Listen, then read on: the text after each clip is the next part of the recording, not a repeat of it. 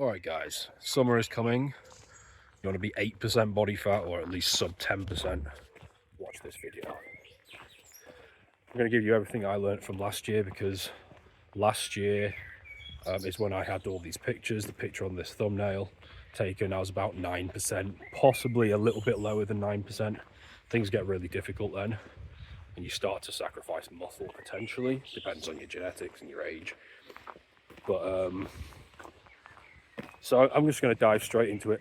If you want to get shredded, obviously testosterone makes things easier, but one of the biggest things, the biggest underlying principle with everything is satiation per calorie. Calories are a real thing. Everyone obsesses over them. Some people like to pretend they're not real, but they are. But it's not just, calories isn't enough. You have to look at the timeline. You're not going to get shredded in 1 week. You're going to get shredded over many months. So whatever calorie plan you go for has to work for many months. You can't just starve yourself, is what I'm trying to say. It's not going to work. You need something that's going to last 3-4 months, which means you have to enjoy it to some degree. It can't be too low on calories, and it has to be something that will keep your muscle mass around. Otherwise, you're just going to look like a twig, which is pointless. So that means a few things. Satiation per calorie. Instead of going over all the factors that I've gone over before in previous videos, and I'll link to them at the end, I'm going to talk about some fundamental things that I keep seeing people do wrong. And as soon as I see that, I'm just like, there's no way you're going to get shredded. And so there's a couple of these. One is laziness, ultimately, when it comes to fat loss. So when I say laziness, it means a few things. It means things like eating beef jerky because it's easy, instead of actually cooking some proper meat, organ meats, steak, grass-fed beef, quality food that's going to be a lot more satiating, but also more nutrient dense. And these things matter over time. For a one-off day, yeah, you can eat all the beef jerky you want and be in a huge calorie deficit, but you're going to start to get hungry and more nutrient deficient, and or your inflammation levels are going to go up, because it is ultimately a processed food, guys. Far more processed. I know it's a scale, I know I don't need correcting, I'm fully aware, but it's much more processed than high quality meats. This stuff starts to add up over time, especially if you're in a calorie deficit. So some other examples of laziness. So guys think it's all about doing more cardio and training harder in the gym, and these things are good, they're useful. But laziness with the diet and just doing anything you can to avoid cooking is what I'm really talking about here. Cooking and throwing a bunch of voluminous, fibrous veg into each meal. You just whack them in the pan. It's no effort involved. It's easy as anything. But avoiding cooking means that you're not going to be able to do this. And these foods are going to fill you up more than anything. Possibly even more than a chewy steak. Like these voluminous foods that take up a lot of space for very few calories, you're missing out by refusing to cook. Another potential example is whey protein shakes. Whey protein's cool, but there's guys, use it, take advantage of whey protein. It's quick, easy, high quality protein.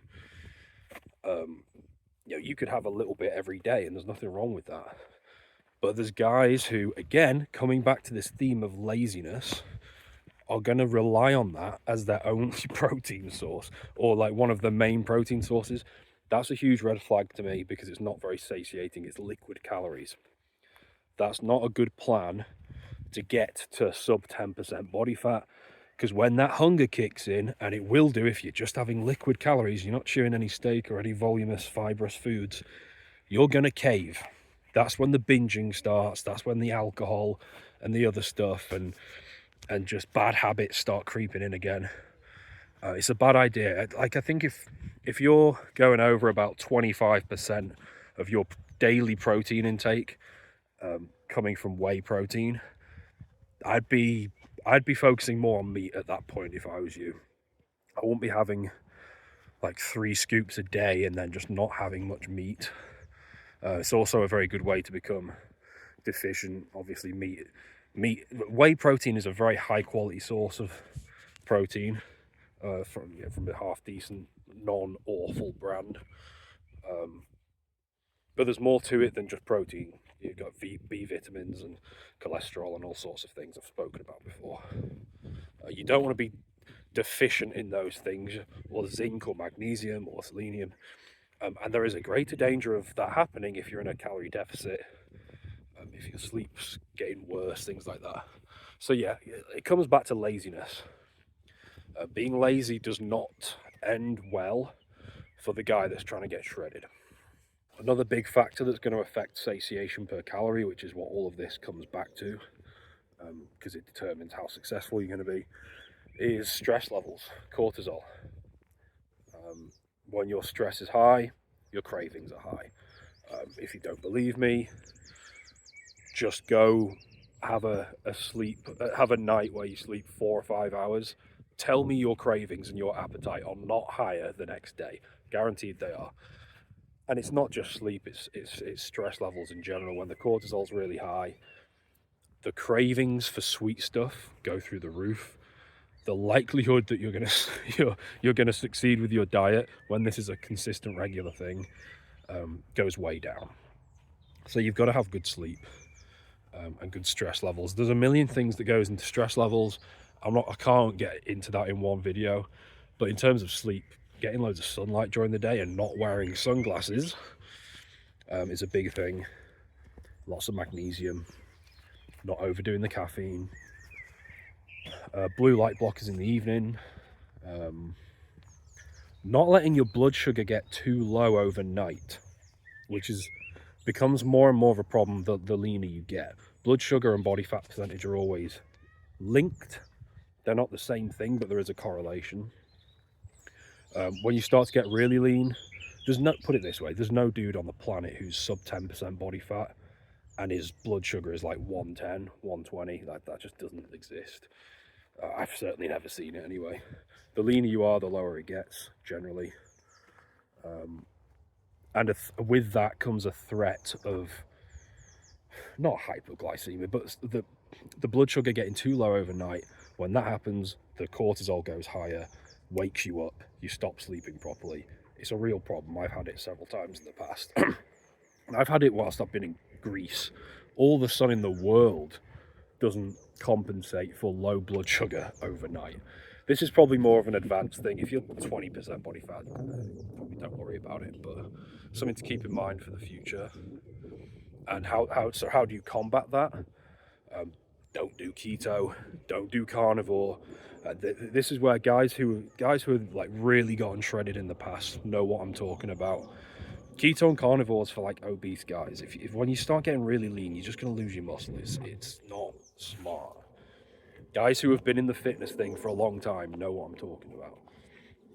And so don't do that, but keep some carbs in there. Have some very, very slow digesting carbs with lots of protein 2 hours before bed, with some magnesium as well to offset any potential cortisol overnight. But the first thing is the carbs. So you're looking at potatoes. You could do oats, maybe. Depends on your gut health. Definitely potatoes, definitely fruits might not be the best thing. But fibrous carbs with some extra veg, tons of protein as well, overnight with some magnesium, that's the main thing. And if you have to snack overnight to go back to sleep, so be it.